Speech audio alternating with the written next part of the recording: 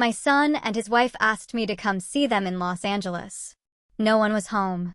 Their neighbor rushed up to me and began yelling, "Run away before it's too late. These are awful people." I asked what did they do. He shared the shocking truth with me. I never thought the day I reconciled with my son would be the day I discovered he was trying to end my life. But as I stood in his lavish kitchen, something chilling caught my eye, a secret that would unravel everything I believed about my family. The Henderson contract lay scattered across my mahogany desk like fallen leaves. My coffee had gone cold hours ago, a thick, ugly film on top. My jaw ached, clenched with the weight of 23 years of building Ramos Logistics, now being pulled out from under me. $22 million in annual revenue gone, the cancellation notice read, effective immediately.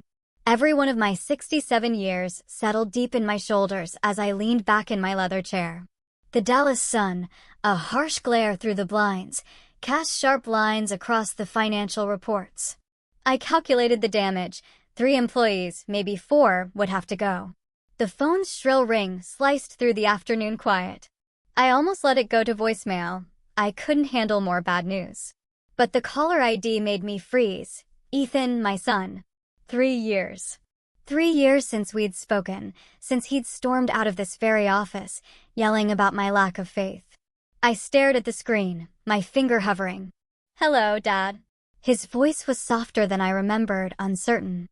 "I know we haven't talked in forever, and I know that's mostly my fault." I waited. The Henderson contract suddenly felt insignificant. "Chloe and we want to invite you over. We've missed you." Eleanor's photo smiled from my desk. She'd always said I was too stubborn, too hard on him. "When were you thinking?" Ethan continued. "Maybe this Friday?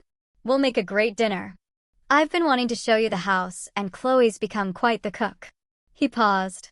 "I owe you an apology, Dad, for how things ended between us."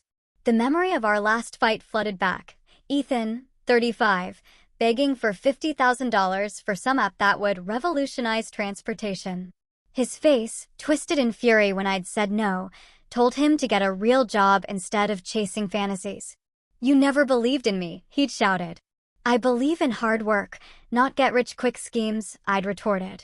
The door had slammed so hard Eleanor's last photo fell off the wall. "I've missed you too, son." The words came out rougher than I intended. "I'll drive up Friday morning." "Really? That's wonderful. We live in Greenwich now. I'll text you the address." Greenwich. The boy had apparently done well for himself. Maybe I'd been wrong. Maybe Eleanor's gentle voice, as usual, had been right. After hanging up, I sat in silence. The Henderson contract still lay there, but it felt smaller, less devastating. Family trumped business every time. I walked to my bedroom, pulling out the good luggage, the set Eleanor and I used for our anniversary trips. From my jewelry box, I selected the Rolex I'd saved for a special occasion.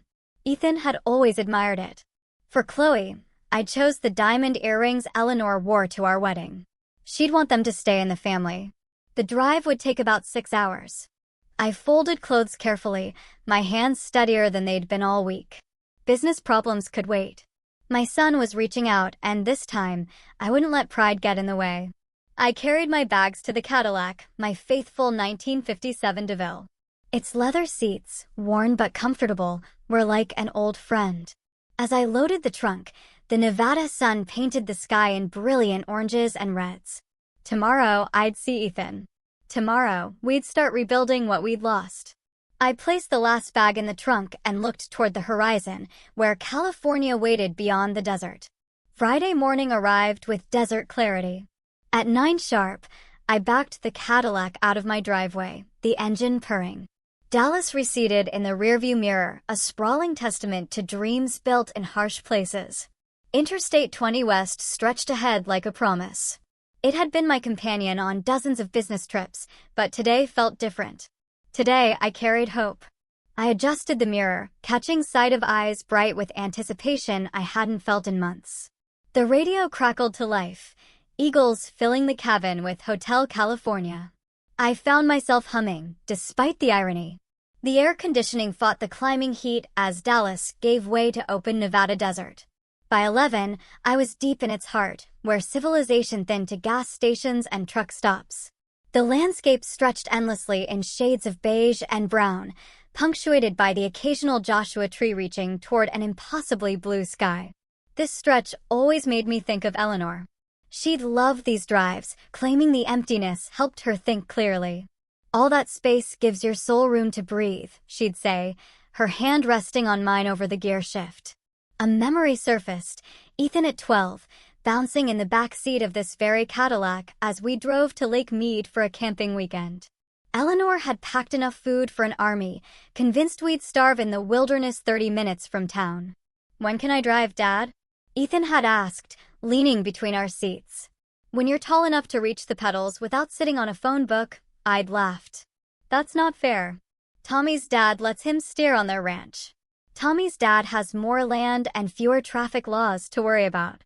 At the lake, I'd taught him to cast a line, his small hands gripping the rod with fierce determination. Eleanor had taken pictures of us holding up a base honestly too small to keep, but we'd posed like we'd landed Moby Dick. Later, she laughed until she cried, watching us try to cook dinner over our pitiful campfire. "You two couldn't start a fire if your lives depended on it," she'd gasped between giggles. "We're learning important survival skills." I'd protested, laughing too. Those were golden days. Before teenage rebellion, before college arguments, before the business fights that drove us apart. When had it all gotten so complicated? The gas gauge dropped steadily, and I pulled into a station in Caliente, Nevada. The elderly cashier looked up from his newspaper as I entered, sweat beading on my forehead despite the air conditioning. "Visiting family in California?" he asked, ringing up my fuel. "My son, haven't seen him in years." His weathered face creased into a smile. "Family's everything. You're doing the right thing." That validation felt like cool water on sunburned skin. I walked back to the Cadillac with lighter steps. The California border appeared around 2 p.m., marked by inspection stations and the first palm trees. The landscape began its subtle transformation from desert brown to coastal green. Traffic thickened as I approached the San Francisco sprawl. Luxury cars appeared with increasing frequency among the travel-worn sedans and trucks. My old Cadillac suddenly felt shabby among the gleaming BMWs and Mercedes. Greenwich money moved differently than Dallas money. The GPS guided me through increasingly affluent neighborhoods. Manicured lawns replaced desert landscaping. Swimming pools sparkled behind high walls. This was Ethan's world now, far removed from the middle-class Dallas neighborhood where he'd learned to ride a bike. Had I held him back? Had my emphasis on practical work over big dreams limited his possibilities? Maybe this success proved I'd been wrong. Maybe the boy I'd raised simply needed room to grow beyond what I could provide. Traffic crawled through Greenwich proper. Union Square flashed in my peripheral vision, a street I'd only seen in movies. My palms grew damp on the steering wheel despite the air conditioning. The GPS announced distances in hundreds of feet now instead of miles. In 1 mile, turn right on Palm Drive. My heart rate picked up. 3 years of silence were about to end. I checked my appearance in the rearview mirror, smoothing my gray hair, adjusting my collar.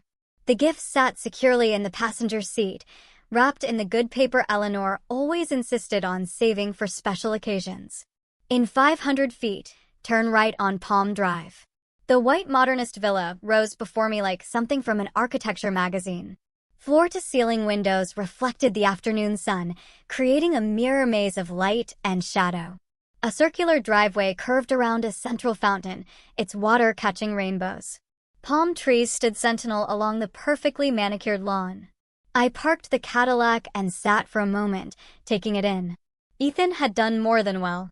This was wealth on a scale I'd never imagined. Certainly nothing my logistics company could have provided. Pride and intimidation warred in my chest as I gathered the gift bags. The front door was solid oak with gleaming brass fixtures. I rang the doorbell and heard chimes echo inside, a melody that probably cost more than most car payments. Through the frosted glass, I could make out shadows, furniture, suggestions of opulence, but no footsteps. I waited, adjusting my tie. The desert heat felt different here, humid with sprinkler mist and pool evaporation. After a full minute, I knocked firmly. Ethan. Chloe. It's Dad. Silence. I checked my watch. I rang the bell again, holding it longer. The expensive melody played to empty rooms. A security camera tracked my movement, a red light blinking, recording my growing confusion. I waved awkwardly, feeling foolish. Hello? Anyone home? The quiet stretched unbroken. No TV, no cooking sounds, no voices. Just the fountain's gentle splash and the distant hum of affluent neighborhood life. I walked the perimeter, gift bags growing heavy in my sweating hands. The backyard was a paradise of pool and patio furniture, an outdoor kitchen gleaming and used. Through sliding glass doors, I glimpsed a living room fit for a luxury hotel. Everything perfect, expensive, empty. The back door was locked tight. Returning to the front, I pulled out my phone and dialed Ethan's number. It rang 4 times before voicemail. You've reached Ethan Ramos. Leave a message. Ethan, it's Dad. I tried to keep the worry from my voice. I'm at your house, like we planned. Where are you? Call me back. I tried Chloe's number. We'd spoken maybe 3 times over Christmas calls. Hi, this is Chloe. I can't come to the phone right now. Chloe, it's Samuel. I'm here for dinner. Please call me back. The street remained tomb quiet except for gardeners across the way, their leaf blowers the only sign of life. A security patrol car cruised past, the driver giving me a long look that made me feel like an intruder. I sat on the front steps, setting the gift bags beside me. The concrete was warm, but the portico offered shade. This had to be a misunderstanding. Traffic delays, an emergency at work. People didn't invite estranged fathers to dinner just to abandon them. Did they? My phone remained stubbornly silent. No calls, no texts. The fountain's cheerful splash began to sound mocking. 4 p.m. came and went. The sun shifted, removing my shade, leaving me exposed on the steps like unwanted furniture. Sweat soaked through my shirt despite the California breeze. My leather shoes felt tight. Other houses showed similar expensive emptiness, closed gates, pristine driveways, the peculiar silence of wealth that insulates itself from the world. I'd never felt more out of place, sitting on steps that probably cost more than my mortgage. Maybe I'd misunderstood. Maybe Ethan meant next Friday. Maybe my eagerness to reconcile had made me hear what I wanted. But no, he'd said this Friday and Chloe had sounded excited. My heart began to sink towards familiar disappointment. The same ache I'd felt when Ethan missed my 60th birthday, when he'd skipped Eleanor's funeral. Patterns repeating, despite hopeful promises. I stood slowly, knees protesting. The gift bags felt heavier now, weighted with foolish optimism. Maybe some bridges couldn't be rebuilt. 3 years of silence had created a gap too wide for phone calls to cross. The Cadillac waited patiently, faithful as always. I could drive home tonight, be back in Dallas by midnight if I pushed it. Return to my own problems, my own world, where I understood the rules. I was reaching for my car keys when I heard footsteps rushing toward me. Wait. Don't go in there. The voice came from behind a perfectly manicured hedge. I spun around, nearly dropping the gift bags, as a thin man emerged, carrying an electric hedge trimmer. His gray hair was disheveled, thick glasses sliding down his sweat-slick nose. Excuse me. I steadied myself against the Cadillac's hot metal. I think you're confused. He glanced nervously toward Ethan's house, then back at me. Sir, you need to leave now. Those people are dangerous. The man, in his early 50s, wore a grass-stained polo shirt and dirty gardening gloves. His nervous energy made my skin crawl, but not as much as his words. This is my son's house, I said firmly. I think you've made a mistake. His face went pale. Your son? Oh no. You're the father, he murmured. Ice ran down my spine despite the California heat. What are you talking about? Who mentioned me? He set down the trimmer and stepped closer, lowering his voice to an urgent whisper. Your son and his wife, they caused her father's passing. Orchestrated his demise. That's impossible. The words came out louder than I intended. You must be mistaken. $5 million in inheritance, he continued. He passed right after visiting them, just like you're doing now. My legs felt unsteady. This is ridiculous. My son would never. He was healthy as a horse when he came here for dinner. A week later, he's gone. The man's hand shook. I'm David, by the way. I live right there. He pointed to the house next door. I've been watching this place since it happened. People pass from natural causes all the time, I protested, but my voice sounded weak, even to my own ears. Natural causes don't make you vomit in someone's driveway. David's eyes darted toward the security cameras on Ethan's house. The neighbors saw him leave here, pale as death, throwing up before he even reached his car. The gift bag slipped from my sweating palms, landing on the hot concrete with a soft thud. The expensive wrapping paper crinkled, looking foolish in the harsh afternoon light. You're telling me my son is responsible for such an act? The words felt foreign in my mouth. I'm telling you to leave before you become the next victim. David backed toward his hedge, terrified of being overheard. That woman, Chloe, there's something cold about her. And your boy, he's changed since he married her. My heart hammered against my ribs. 3 years of estrangement took on a darker meaning. What if Ethan had changed? What if the money troubles I'd refused to help with had driven him to something unthinkable? How do you know about the inheritance? I heard myself ask. Small neighborhood, people talk. Her father was loaded, lived alone in Palo Alto, a healthy 70-year-old who played golf twice a week. David's voice dropped even lower. One dinner with his new son-in-law and daughter, boom, gone within days. The business part of my brain, honed by decades of risk assessment, started cataloging details: wealthy, older parent, recent marriage, sudden passing after family visit. The pattern made terrible sense, but this was Ethan, my son. The boy I taught to fish, who'd cried when his goldfish passed, who'd once brought home a stray dog because it looked lonely. I have to warn you because I couldn't live with myself if I didn't, David continued. But I've said all I can say. That's all I can do. He grabbed his trimmer and started backing toward his property, casting fearful glances at the cameras. Wait. I called. What about the police? What about them? Rich people pass away. Happens all the time. No investigation when there's no evidence. He paused at his gate. Just don't eat or drink anything they offer you. And don't stay the night. I watched David disappear, leaving me with questions that made my stomach churn. The driveway felt like a furnace. I paced beside the Cadillac, my mind racing faster than my heart. David had to be wrong, delusional, maybe senile, or harboring some grudge. My son wasn't capable of such an act. The boy who'd cried over roadkill couldn't cause another human's demise for money, could he? I picked up the fallen gift bags. Their cheerful wrapping now mockingly bright. The Rolex meant as a peace offering, a symbol of renewed trust. Now it felt like evidence of my own naivety. 3 years of silence after our fight about money. What had happened to Ethan in that time? Who had he become? The memory of our last argument crashed over me with new significance. His desperation when asking for $50,000. I need this investment, Dad. My future depends on it. The wild look in his eyes when I'd refused. You'll regret not believing in me. At the time, I'd dismissed it as a tantrum. Now, those words carried a different weight, a threat, maybe, rather than a prediction. I pulled out my phone and tried Ethan's number again. Straight to voicemail, mailbox now full. Chloe's phone rang endlessly before clicking to the same cheerful recording. Where were they? If this dinner was genuine, why weren't they answering? Why had they left me here for over 2 hours? The house loomed, its modernist facade no longer impressive, but imposing, fortress-like.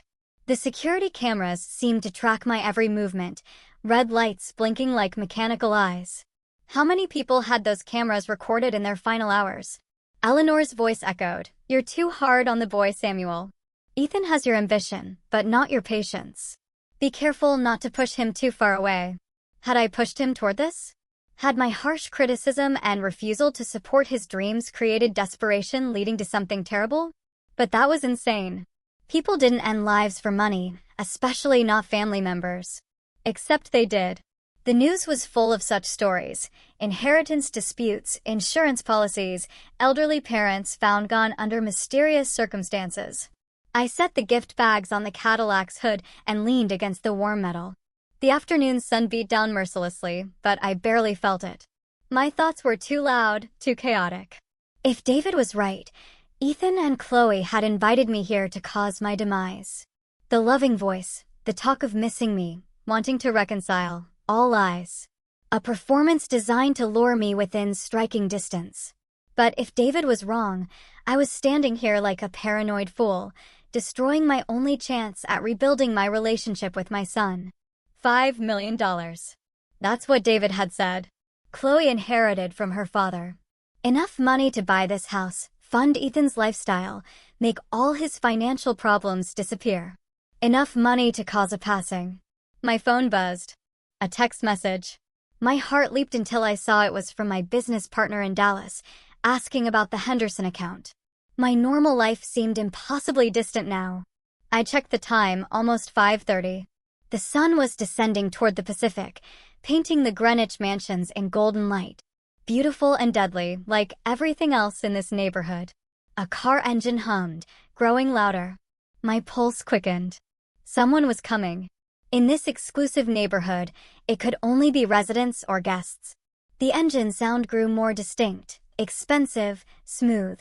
Not the rumble of my aging Cadillac, but the purr of German engineering.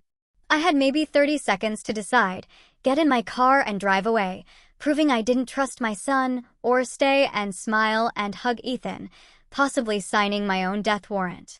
A silver BMW turned into the driveway, and I had to decide, embrace my son or run for my life. The BMW's engine whispered to a stop behind my dusty Cadillac. Tinted windows concealed the occupants for a moment that stretched like eternity. I forced my face into what I hoped resembled a relieved smile, though my heart hammered against my ribs. The driver's door opened first. Ethan emerged in clothes I'd never seen him afford, tailored slacks, silk shirt, leather shoes that probably cost more than my monthly car payment. He looked prosperous, healthy, nothing like the struggling man who'd called me 3 years ago. Dad, his voice carried genuine warmth as he strode toward me with open arms. I'm so sorry we kept you waiting. Traffic was brutal getting back from downtown. Brutal. The word hit me like a slap. Poor choice of words, or calculated cruelty. We had some legal business to wrap up, he continued, pulling me into an embrace that felt simultaneously familiar and foreign. Boring stuff, but you know how these lawyers are.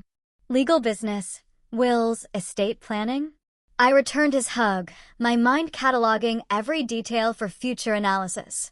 The passenger door opened, and Chloe stepped out like a model posing for a magazine, perfectly styled blonde hair, a designer dress that hugged her figure, a handbag that cost more than some people's monthly rent. She moved with practiced grace, accustomed to being watched. Samuel, she approached with arms extended, her smile bright enough to power the neighborhood. You're even more handsome than your photos. Ethan showed me so many pictures from when he was growing up. She touched my arm, a gesture that would have seemed friendly an hour ago. Now it made my skin crawl. I studied her face for signs of guilt, for cracks in the performance, but found only enthusiasm and warmth. I hope you brought an appetite, she continued. I've been cooking all afternoon. Your favorites. Ethan told me all about your love for pot roast and Eleanor's dinner rolls. How did she know about Eleanor's dinner rolls? Ethan must have shared more family memories than I'd realized. The intimacy of that knowledge felt like a violation. The drive wasn't too rough, was it? Ethan asked, glancing at my travel-worn appearance with what seemed like genuine concern. 6 hours is a long haul, especially in this heat. Not too bad, I managed, my voice sounding strange to my own ears. The Cadillac handles it well. She's a classic, Ethan said, running his hand along the car's faded paint with apparent appreciation. Remember when you taught me to drive in this old girl? I was so scared I'd scratch her. The memory was real, warm, innocent. It belonged to a different life, before suspicions, accusations, and the terrible possibility that my son had become a stranger capable of such a grim act. I picked up the gift bags, my hands trembling slightly. I brought you both something, just small tokens. Dad, you didn't have to do that. Ethan's eyes lit up with what looked like genuine pleasure. You being here is gift enough. Chloe clapped her hands like a delighted child. Oh, how sweet. But first, let's get you inside where it's cool. You look overheated, and I've got iced tea waiting. Iced tea. My throat was parched from the heat and stress, but David's warning echoed. Don't eat or drink anything they offer you. They flanked me as we walked toward the front door. Ethan carried one of my bags despite my protests, Chloe chattering about the neighborhood and their renovations. The perfect hosts, welcoming a beloved family member. The front door opened with an electronic beep, keyless entry. I noticed an expensive security system, the kind that could keep people out or keep them in. The interior took my breath away. Marble floors gleamed under crystal chandeliers. Designer furniture arranged with museum precision. Art on the walls looked original, expensive. Every surface spoke of money. Serious money. The kind that transformed lives overnight. We've done some updating since we moved in, Ethan said with obvious pride, giving me a tour like a real estate agent. The kitchen was completely gutted and rebuilt. Chloe has very specific ideas about cooking spaces. Specific ideas about cooking spaces or specific needs for food preparation that required privacy and control. It's beautiful, I said. Honestly, you've both done very well for yourselves. We've been lucky with some investments, Ethan replied, but something in his tone suggested the conversation was closed. Come on, let me show you the living room. The view of the canyon is incredible. They led me deeper into their palace, their voices cheerful and welcoming, their movements casual and confident.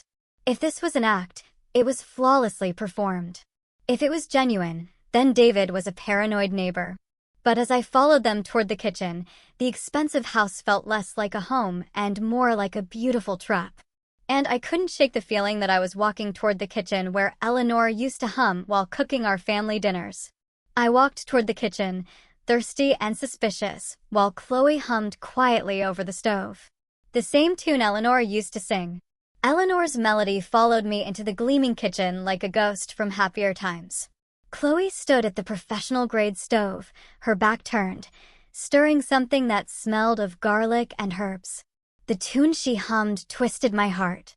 My deceased wife's favorite song now coming from the throat of my potential demise. Just getting some water, I announced, opening what seemed like the obvious cabinet for glasses. Crystal stemware caught the light, expensive pieces that belonged in a museum rather than a kitchen. Everything here screamed money. The kind of sudden wealth that raised questions. Glasses are in the upper cabinet, Samuel, Chloe called without turning around. Found them. Thank you. My hand reached for a simple water glass, but the cabinet door swung wider than intended. Behind the cleaning supplies, a small brown bottle caught my eye. My business instincts, honed by decades of risk assessment, immediately flagged it as wrong. Dish soap and window cleaner didn't require pharmaceutical containers. I glanced at Chloe, still busy at the stove, humming Eleanor's song like a mockery of family memories. The bottle felt cold in my palm. The label faced me clearly, as if fate wanted me to read every word. Potassium cyanide. Handle with extreme care. Warning symbols covered half the space. A skull and crossbones grinned up at me like death's business card. Time stopped. David had been right. They really were trying to end my life. My hands shook, nearly dropping the evidence. Every thriller movie, every news story about family incidents with tragic ends suddenly became real and personal. This wasn't fiction or distant tragedy. This was my son planning to cause his own father's passing. How much did it take? A few drops, a teaspoon. The label warned of extreme danger, meaning even small amounts could be fatal. My businessman's mind calculated while my father's heart broke into pieces. The cooking sounds continued behind me, Chloe chopping, stirring, completely unaware that I'd found her lethal means. She probably thought herself clever, hiding it behind everyday items where no one would look. But I had looked, and now I knew. I forced my trembling hands to replace the bottle exactly where I'd found it, positioning it behind the same cleaning products. The cabinet closed with a soft click that sounded thunderous to my ears. Every movement had to appear natural, casual, the actions of a thirsty father-in-law helping himself to water. The tap ran cold water into my glass, while my mind raced through implications. $5 million in inheritance, a house worth millions, a lifestyle neither Ethan nor Chloe could afford through legitimate means. The pattern was clear now. They'd done this before, and I was next on their list. "How's the water, Samuel?" Chloe's voice carried false concern. "Perfect. Thank you." I turned from the sink, glass in hand, watching her move around the kitchen with new eyes. Every gesture now seemed calculated. Every smile hid darker intentions. She'd caused her own father's passing, and now she was helping my son plan my demise. The irony burned. She was humming Eleanor's favorite song while preparing to send me to join my wife. But knowledge was power. They thought I was an unsuspecting victim, a lonely old man desperate for family reconciliation. They had no idea their plan was already discovered, their lethal means identified, their intentions exposed. I took a long drink of water, buying time to think. How many people had stood in this same kitchen, trusting these same smiles, only to succumb within hours? How many family dinners had become grim chambers? The humming continued, that beloved melody turned sinister by its new singer. I turned from the sink with my water glass, knowing that everything Chloe was preparing, including our family dinner, was now potentially deadly. The living room felt different now, like a theater stage where everyone performed roles except me. Ethan looked up from his magazine as I returned. His smile, the same one I'd taught him to use on customers when he was 12. "Found what you needed, Dad?" "Yes, thank you." "Beautiful kitchen." The words came out steadier than I felt. "You've both created something special here." I chose the leather armchair with a clear sight line to the kitchen doorway. Ethan didn't question my positioning, too focused on playing the perfect host. From here, I could observe Chloe's movements while maintaining conversation. "Tell me about this San Francisco real estate market," I said, needing Ethan's attention directed away from my surveillance. "Seems like you've done well for yourselves." "We've been lucky with some investments," Ethan replied, the same vague explanation from earlier. "The key is knowing when to take risks." Through the doorway, Chloe moved between counter and stove with practiced efficiency. Multiple open wine bottles sat on the marble island. Expensive reds that would have impressed me an hour ago. Now they looked like props in an elaborate, sinister scene. "Samuel, do you prefer red or white?" she called from the kitchen. "Whatever you recommend," I replied, watching her select a bottle of Cabernet. It probably cost more than most people spent on groceries. Ethan launched into a discussion of California wine regions while I maintained appropriate responses, but my attention stayed locked on the kitchen where Chloe poured 3 glasses of deep red wine. She set 2 glasses aside near the window. The third remained by the stove. My heart hammered against my ribs as she glanced toward the living room, checking our positions. Ethan was deep in his wine expertise monologue, gesturing, completely unaware his wife was preparing for a grave act. Chloe reached into the lower cabinet, the same one where I'd found the bottle. Time dilated as she retrieved the small brown container. Her movements were quick but careful, practiced. This wasn't her first time. She'd done this before, probably in this same kitchen, maybe to her own father. Clear liquid dripped into the wine glass closest to the stove. 1 drop, 2, 3. A gentle swirl mixed the poison with the Cabernet, creating what looked like an innocent glass of expensive wine. The bottle disappeared back into its hiding place. "The Napa Valley producers really understand terroir," Ethan was saying, his voice seeming to come from underwater. "That's what separates good wine from great wine." Great wine mixed with lethal poison, I thought, watching Chloe arrange the glasses on an elegant serving tray. The tainted glass held its position. I memorized exactly which one she'd prepared. She was humming again. Eleanor's song, the same melody my wife used to sing while cooking Sunday dinners for our small family. Now it accompanied preparation for my execution. "Gentlemen, dinner is served." Chloe's voice carried theatrical warmth as she emerged, carrying the tray of wine. Ethan jumped up with enthusiasm. "Finally, I'm starving." I rose more slowly, cataloging the positions of everything that mattered. The prepared glass sat on the right side of the tray, closest to where Chloe's hand gripped the handles. She knew exactly which one would be mine. "This has been too long in coming," Ethan said, his arm around my shoulders as we walked toward the dining room. Family should stick together. Family. The word tasted bitter now. My son was leading me to dinner like a lamb to slaughter. His voice full of warmth while his wife carried liquid death in crystal stemware. The dining room table gleamed under chandelier light, set with china that belonged in palaces. 3 place settings waited for us, perfect in their symmetry, beautiful and deadly like everything else in this house. As we approached, Chloe placed the tray of wine glasses at the center, including the one meant to be my last drink. Candles flickered across polished mahogany as she directed our seating like a conductor orchestrating a symphony of death. Samuel, you sit here at the head. She gestured toward the chair furthest from any exit. Place of honor for our special guest. Ethan took his position to my right, Chloe to my left. They flanked me perfectly, cutting off escape routes while maintaining the illusion of family intimacy. The choreography felt rehearsed. Let's toast to family reunions, Ethan said, lifting his wine glass with theatrical enthusiasm. Chloe raised hers in perfect synchronization. To healing old wounds and new beginnings. My glass sat within easy reach, the candlelight making the poisoned Cabernet look like liquid rubies, beautiful and lethal. I could smell the wine's rich aroma from where I sat. No trace of the poison that would end me within minutes. I appreciate the gesture, I began, my voice steadier than my pulse. But I've stopped drinking alcohol. Ethan's expression shifted, surprise replacing expectation.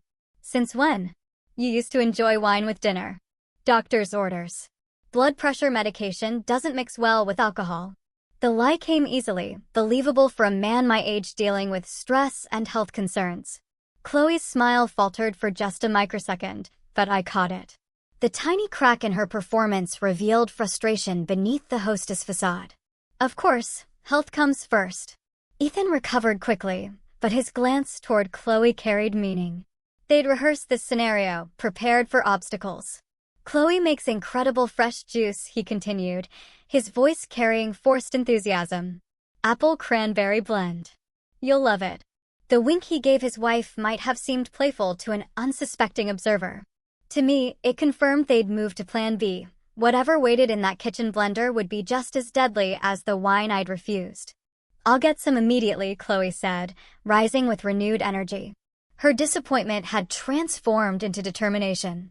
While she busied herself, Ethan filled the silence with nervous chatter about San Francisco lifestyle and business opportunities. His pace increased, words tumbling together as he checked his watch repeatedly. We have exciting plans for tomorrow, he mentioned, then caught himself. I mean, we hope you'll consider staying longer. Maybe see more of the city. Plans that assumed I wouldn't survive the night. The blender whirred, running longer than necessary for simple juice preparation. I engaged Ethan in questions about house renovations while listening to every sound. Refrigerator opening multiple times, glasses clinking, liquid pouring. The process seemed unnecessarily complex. This is our signature blend, Chloe announced, returning with an elegant glass pitcher filled with dark red juice. Ice cubes floated alongside orange and cranberry garnish. Professional presentation masking deadly intent. Samuel, you must try this. She poured a generous glass, her movements precise. Both watched my reaction with oppressive intensity. Their eyes tracked my every gesture, waiting for me to lift the glass to my lips. It looks delicious, I said carefully. But I'm quite full from the water. Maybe with dessert. I don't want to spoil my appetite for this beautiful meal. Ethan's insistence came immediately. Come on, Dad. Just a small sip. Chloe worked so hard on it. The pressure escalated with each refusal. Their desperation began showing through cracks in their performance. Ethan's voice pitched higher. Chloe's hands tensed as she hovered near my chair. Please, Samuel. Just a taste for me. Her positioning felt predatory, ready to react if I continued resisting. They'd invested too much in this evening to let me leave without consuming their poison. I pushed back from the table with what I hoped looked like satisfied contentment rather than strategic retreat. Excuse me, I need to use the restroom before we continue this wonderful evening. As I stood, I saw Ethan and Chloe exchange a look that confirmed what I already knew. They had no intention of letting me leave this house alive. The hallway stretched before me like a lifeline. Family photos line the walls. Ethan's graduation, wedding pictures, vacations to Europe. Images of happiness built on blood money. Now each step toward the bathroom felt measured, calculated. Too fast would signal panic. Too slow might test their patience. Just need to freshen up before dessert. I called back, my voice carrying the right note of elderly politeness. The bathroom door closed behind me with a soft click. I turned the lock. The sound was unnaturally loud in the small space. For the first time in hours, I was alone with my knowledge and my terror. My phone emerged from my pocket with trembling hands. Full signal strength. Thank goodness. I dialed 911, the volume on its lowest setting, pressing the device close to my ear. 911, what's your emergency?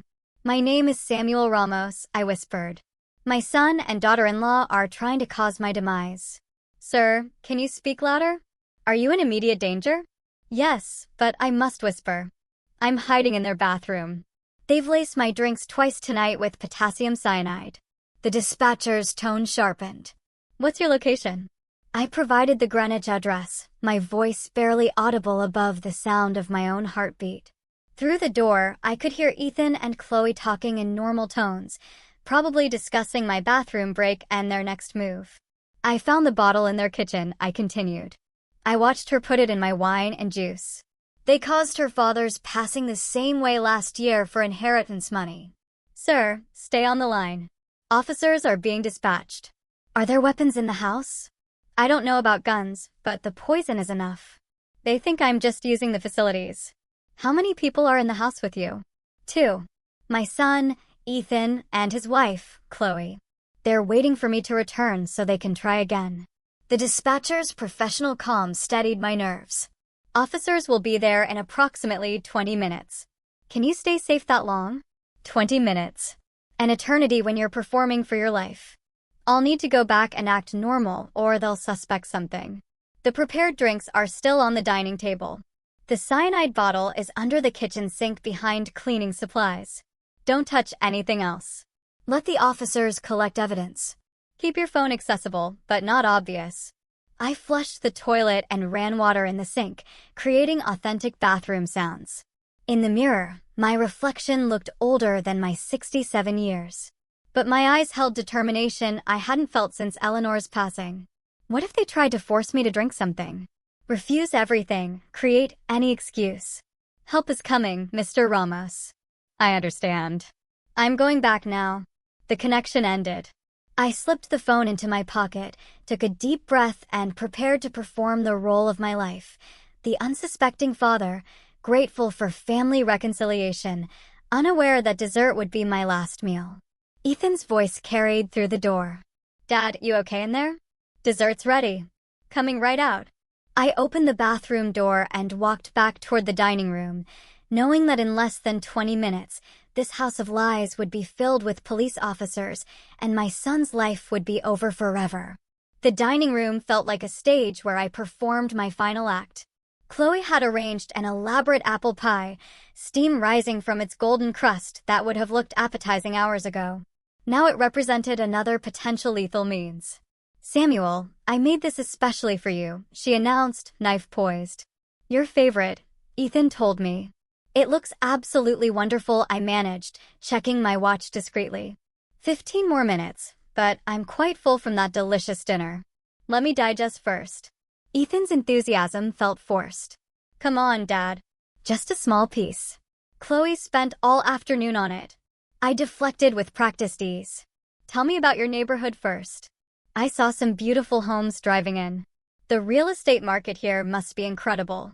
The conversation bought precious time, but I could see frustration building behind their smiles. Ethan checked his phone repeatedly. Chloe's grip on the serving knife tightened with each passing minute. Then salvation arrived, car doors slamming outside. Ethan frowned toward the front window. That's strange. Sounds like a lot of cars. Heavy footsteps crossed the walkway. The doorbell rang, followed immediately by authoritative knocking that made the expensive front door rattle. I'll get that, Ethan said, confusion replacing his dinner party charm. Chloe followed him toward the entrance while I remained seated, my heart pounding with relief and anticipation. LAPD, we received a call about a possible incident at this address. Ethan's voice cracked with shock. Incident? There must be some mistake, officer. I stood up and walked toward the foyer where 3 uniformed officers filled the doorway. Their presence transformed the elegant entrance into a crime scene. Officers, I'm Samuel Ramos. I made that call. The color drained from Chloe's face like a shattered reflection. Ethan's confusion shifted to horror as understanding dawned. Dad, what did you do? I called for help when I discovered you were trying to cause my demise, I replied, my voice steadier than it had been all evening. The lead officer stepped forward. Mr. Ramos, where are the items you mentioned? I gestured toward the dining room. The prepared wine and juice glasses are on the table. The potassium cyanide bottle is in the kitchen under the sink behind cleaning supplies. Ethan's desperate denials filled the air. This is insane. We would never harm my father. He's confused, possibly having some kind of episode. But Chloe remained silent, her calculating mind already working on damage control. Her silence spoke louder than Ethan's protests. 2 officers moved toward the dining room while a third headed for the kitchen. Within minutes, they were photographing evidence and carefully bagging the lethal beverages I'd refused to consume. The cyanide bottle is exactly where he described, called the kitchen officer. Ethan's face went white as the implications hit him. The evidence was undeniable, physical, damning. Sir, you're under arrest for attempted grave harm, the lead officer announced, producing handcuffs. Dad, please. Ethan's voice broke as the cuffs clicked around his wrists. Tell them this is all a mistake. I met his eyes for what I knew would be the last time. You stopped being my son when you chose money over my life. Chloe's arrest proceeded with professional efficiency. She offered no resistance, no pleas, just cold calculation of her odds. As they read her rights, I saw only hatred in her eyes when she looked at me. David appeared from his house next door, drawn by the police cars and flashing lights. I warned him earlier about these 2, he told the officers. Something was very wrong here. Thank you, I said to David as Ethan and Chloe were loaded into separate patrol cars. You saved my life. The neighbors had gathered, drawn by the spectacle of wealth and privilege crumbling under police lights. The house that had seemed so impressive hours earlier now looked like what it truly was, a monument to dark intentions, funded by blood money.